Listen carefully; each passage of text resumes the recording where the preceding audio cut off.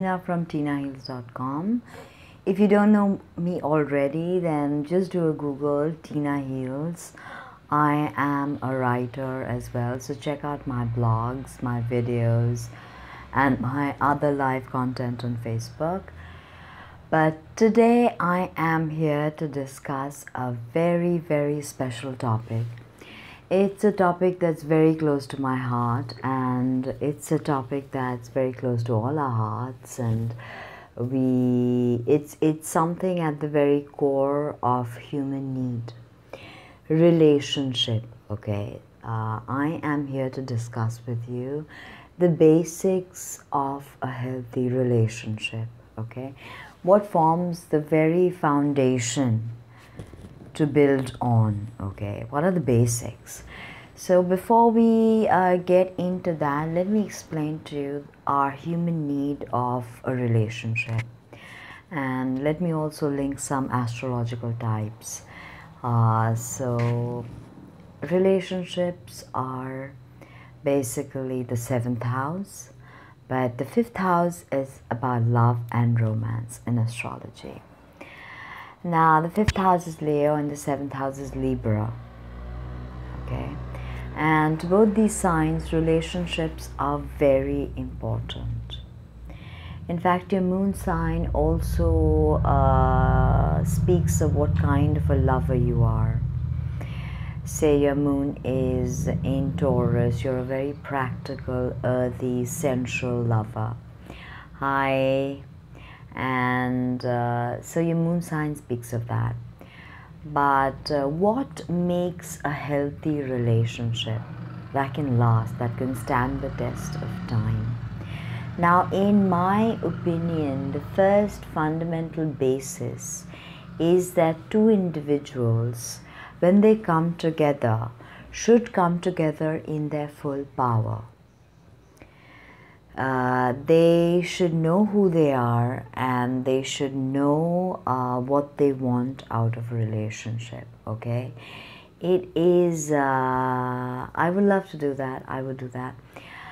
Now this is so interesting, because when two people are individuals in their own right and they stand in their power, then it is really wondrous to see them come together and share their love and share their wisdom with the world. That is what pop culture understands as twin flames, is when two individuals, without blending into each other, or without one blending into the other and taking on the other person's personality, two individuals stand in their own light, in their own power, and they come together. That is the first basis. Okay, there is a synthesis of ideas, of emotions, a holistic integration of different concepts. Even if they don't see eye to eye about a particular issue, they have a mature way to deal with it, because each respects the other one. Okay, this person is an individual in their own right. The one does not see the other as a subservient, that okay, this person is here to serve me or is in some way my inferior. So the first thing is that there has to be a mutual sharing of ideas, a mutual harmonious exchange and flow of concepts and emotions, sexuality. So that is important, sharing each other, sharing their wisdom, sharing their individual love and taking it to a collective level. That is the first basis, I would say. The second very important thing is, when two individuals come together, they should be looking at the same direction, as in their life goals must be similar. If they are not, and if they are looking in different directions and they're facing each other in an opposition, in astrology, when two planets face off, are exactly opposite each other, that is called an opposition. And that is a tense conversation between the two planetary energies that are in question. So when a man and a woman are in opposition, they face off. Their energies do not synthesize. So the very next aspect you have to think of is looking towards the same horizon, looking towards the same vista. If you don't have same likes and dislikes, I'm not saying you have to have everything similar. That can't be, okay? But you have to want the same things. You have to want the greater things, the larger things have to come into perspective for both of you and come to holistic integration. Because just you wanting something that is diametrically opposite to what he wants will never bring it together in a holistic whole. Your relationship will always be fragmented. So this is a very important point that you have to consider. Look towards the same direction, because you must in some way, in some deep level, be able to open up and want to explore the same horizon. That's very important. Now the third very important aspect is there has to be fire in the relationship. That is great attraction, great chemistry, great sex. It is very important for everybody. Now, and I don't mean that this great attraction stays forever. No, it doesn't. You have to work in developing your chemistry through long periods of time. So you have to work on your relationship. You have to work on pleasing each other. You have to work on what makes the other person tick. Because only then can you really have that chemistry, have that intense passion, okay? But underneath all of this fire of longing, fire of desire, fire of lust and love, there must be trust. Because without trust, we can't do anything in a relationship, okay?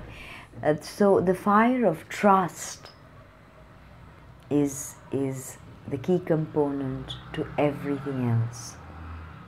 Okay, then you can really open up sexually, you can open up emotionally, you can open up physically. Okay, so trust.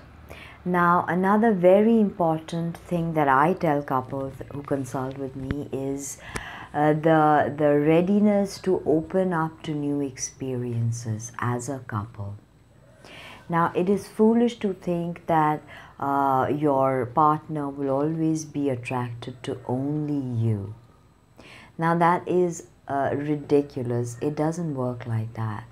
We are human beings, and the fire of passion and the fire of attraction burns within us all the time.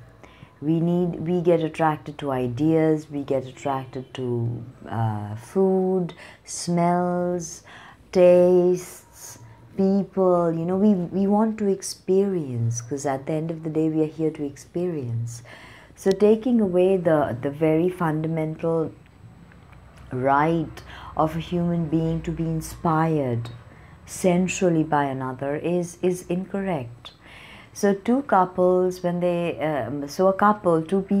they come together, they should be able to be honest enough with each other about their likes and dislikes, about their preferences.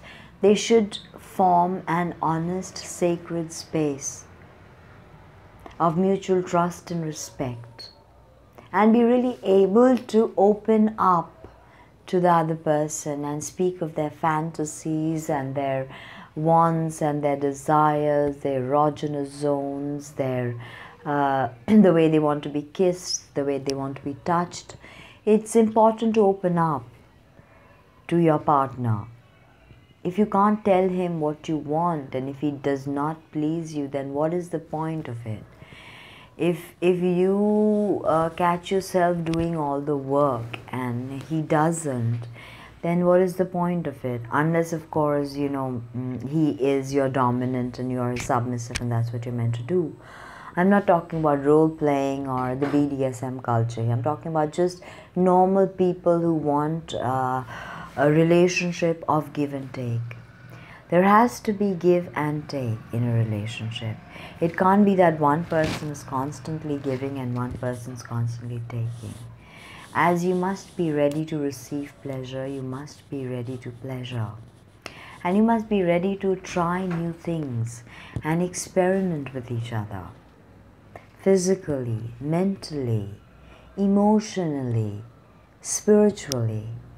Because from that point, will you truly grow and develop. Okay, so create a sacred space where you guys can open up to each other, you guys can speak with each other, and the Pisces season is actually very good for that. It's gonna come up soon. It's very open for such mystical, deep love experiences where you go beyond the ordinary. Pisces is all about different dimensions. So use this energy and see if you can really go beyond what is there, and if you can really take your relationship to the next level.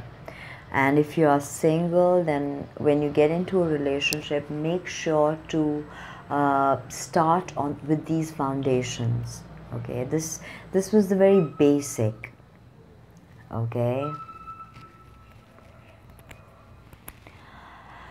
Well, your query was not exactly clear, but I understand what you're trying to say, in the sense that if the masculine energy is expressing itself as dark and wants more dark things, maybe sexually, maybe emotionally, and if the female is not okay with that, then I don't see how this can work out, how this relationship can you know, be the sacred union, because whatever it is, giving or receiving must be open to both parties, and it must be an open conversation that you can have with each other at any given point, you know.